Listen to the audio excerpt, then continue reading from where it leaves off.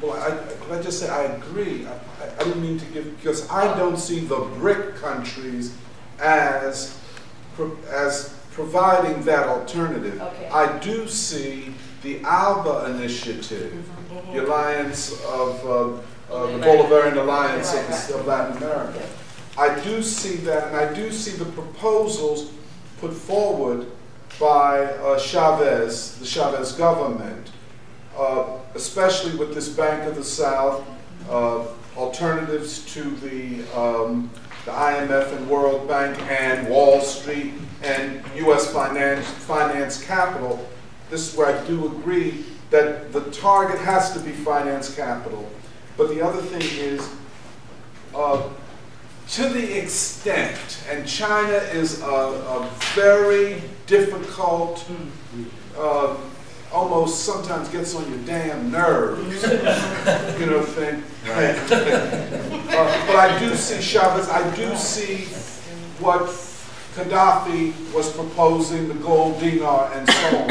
I saw these as all, but not in, I don't separate that from our work here. Like some people say we sit back and let them do it in the South, but we have to fight here as well. That's what I can do. And I'm not being rude. I have to catch a train in 10 minutes till.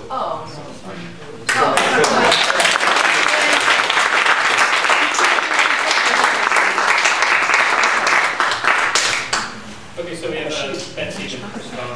Yeah, I'm sorry, Glen has to leave. You know, I think what you're describing in terms of, you know, where finance capital is at right now, another term I've heard frequently is casino capital. And it's this idea that, you know, because of globalization, because of the last decade or so of frequently recurring crises which have driven down the working class and, you know, have widened that gap, capitalists has a lot of money. They just don't have any place to put it.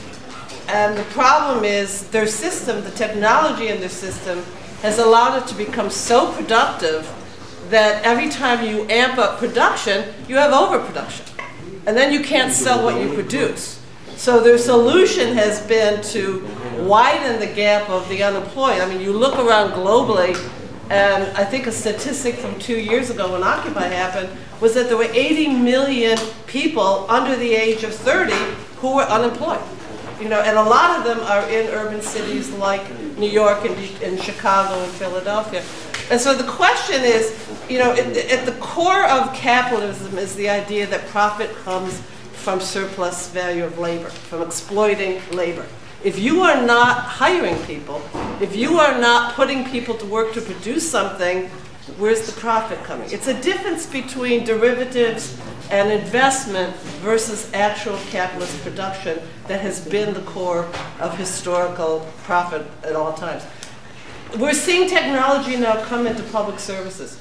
You know, the Boston Consulting Group, which has been a predominant force behind the closure of Philadelphia schools, New Orleans schools, you know, and you look around, they're pushing technology and education. Their baby is online schools, which means they can lower the skill level and the wages and benefits of teachers. You can, you know, have students sit, you don't even need a physical building. You know, you can have students sitting at home in front of a computer being taught by a non-qualified teacher, you know, paid half of what unionized teachers are being paid, who are probably working part-time. That's where we're being driven. The post office, the same thing. And these jobs in public service, teaching, the post office, city workers, they have traditionally been among the highest paid jobs in the African American and oppressed communities. You know, you look at the post office as an example, you know, statistically across the US, the post office is one of the highest employers of black workers who are making $50,000 or more a year with benefits. That's who they're going after. That's what we need to address. I really, really urge people, if you're in, you know, whatever city you are in, tomorrow there will be demonstrations against the elimination of Saturday delivery, but also against the total privatization of the post office. Comments have been made today that it's the most oppressed communities who depend on the post office. It's the ones who don't have bank accounts, who are, the immigrant community who sends things back to their family. They need the post office. Rural communities, seniors, those are the people who really need those postal services, and not privatized ones. And I think in Philly, if you're in Philly, it's at 2 o'clock tomorrow at the original Ben Franklin post office at 3rd and Market. I don't know what other cities are, but please come out for those. And one final thing, there's been a lot of discussion about Shabbos. If you're in Philadelphia Tuesday night, please join us at Calvary Church for a celebration, commemoration of the life and legacy of Hugo Chavez, because it will take up many of the things that are talked about today. So let's just take a few more comments and then some closing remarks from the panelists. So Christoph has been waiting for a while, and then Omar. Yeah, Christoph from the International Bolshevik Tendency. When I woke up this morning at 5:30, I didn't think we would be discussing finance capital versus manufacturing capital, but I'm glad we do. And I think I detect a slight tendency in the argument of some of the comrades that makes a distinction between finance capital is particularly nasty because it is speculative and it's disconnected, and it tends to be sort of the lottery capital, and that's really bad and really has harmful effects. And don't get me wrong, there are many good reasons why many people should be angry with the banks. Millions of reasons, literally. However, what we shouldn't forget is that the classic manufacturing capitalism is that type of capitalism that has created this country and has also created the strength of the finance industry. It's not like we're talking about sort of the bad, nasty capitalism of finance industry, finance capital, and some more wholesome kind of capitalist employer, those who have factories. I don't think we should go down that avenue. Nobody said that. I said I detect a tendency, and I'm glad that I'm sad that Glen actually left, because I think he started that discussion in a certain way. But I think what is important is to realize the way to overcome both the financial capital as well as the manufacturing capital's influence on society and dominance of society is through the people who are at the point of production. The workers are the ones who can resist the ongoing attacks on the community. And I think the attacks on the organized labor movement in this country have been particularly vicious, and I am already out of time, I can tell. But I think that the attacks on the unions are particularly strong at the moment, and that's urgently to be resisted. Would you like to go, Omar, and maybe just closing remarks from the panelists? Well, yeah. I want to come forward to say that pretty much I've been in from the very beginning, and one thing that needs to be projected at this point is to go back to the basics of political science and history, because with those two sciences, or science and education, I feel that this could also generate more people to pretty much discover the buying and sells of capitalism as we all facing at this point. And so going back to the basics of history, as well as research on the Communist Manifesto, be able to pretty much know the manifesto from start to finish, and be able to create something that culturally could pretty much embrace the movement as well as the revolutionary masses, on its feet. So that's I just wanted to say, going back to the basics, to confront financial capitalism is pretty much the start. And we won't say how long it will be. The journey's going to last until kingdom come, but that's pretty much where we have to start. That's all. So anybody want to respond to some of the points that have been raised so far? We're just giving closing remarks. Closing remarks. Very briefly, we have had a disagreement tonight and the sky didn't fall in. It shows that it's possible in a movement to have different opinions and nothing too terrible happens. On behalf of Socialist Action, the organisers of this meeting, I'd like to thank everyone for coming.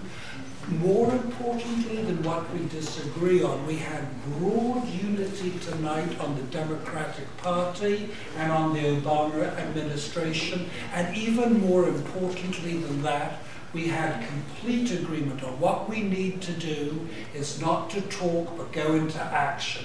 So from here on, let's continue the discussion, let's keep in touch with one another, and most importantly, let's all struggle together. Thank you very much.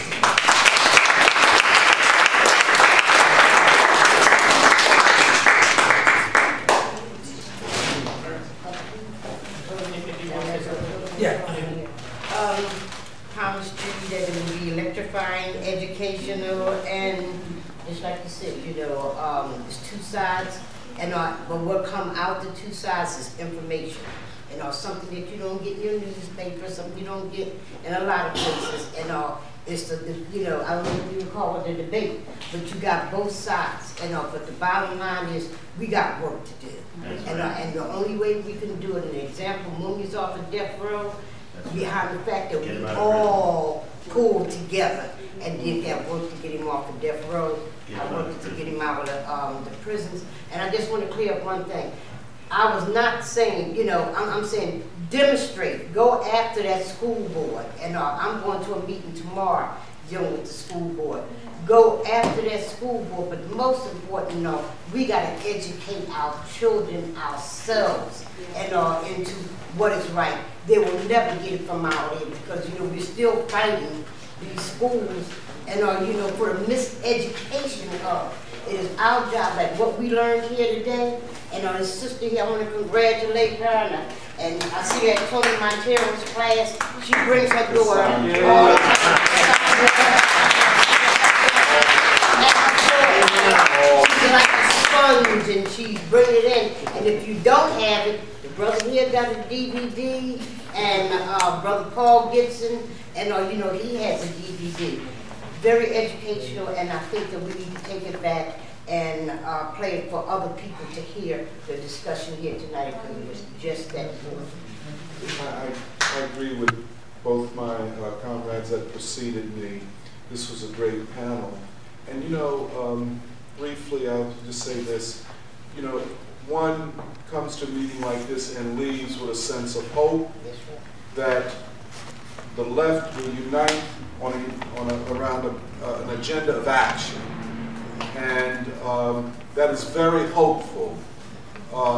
And perhaps we might be entering upon a historic moment of left unity and based upon that, uniting wide sectors of the population. And I think I agree with the emphasis that came out of this. To understand how to move the people, we have to understand how to move black folk, who have played a huge role historically. And I would say, in my estimate, and just knowing Black Philadelphia, are waiting for the opportunity to seize the time and to take the stage of history. They want to fight the police in this city. They want to fight the school board in this city and are fighting both of them. And more than anything, they want to fight Temple University. And we hope we can give them that opportunity, and I hope all of us in this room will be with them as they move forward in these new battles. Thank you very much. I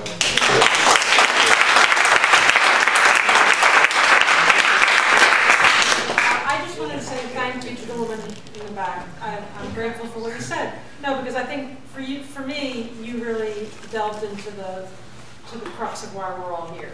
And I really hope people will listen to what you said about can we come together and can we talk? Because I'm 45 years old. I feel like I was the median age of Occupy because there were so many people. I appreciated the energy of the 25-year-olds, and I appreciated the wisdom of the 65-year-olds and older.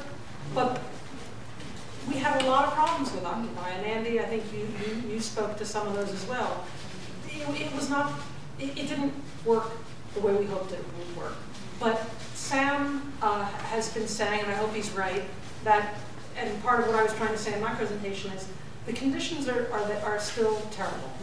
They're just getting worse, right? I mean, we got deep poverty and regular poverty in this city that's out the roof.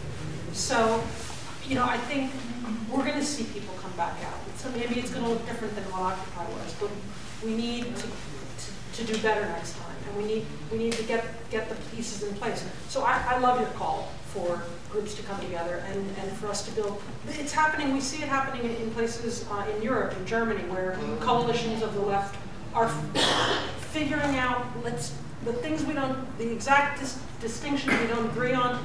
Forget them, because we got a huge wolf at the door that we got to attack. So I'm thankful for your comment, and I'm thankful for everybody's comments about the left, we gotta do it this time. Yeah.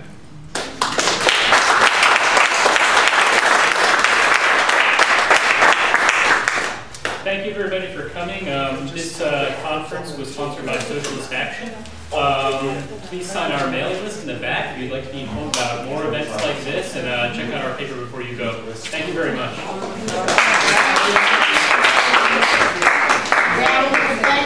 Thanks,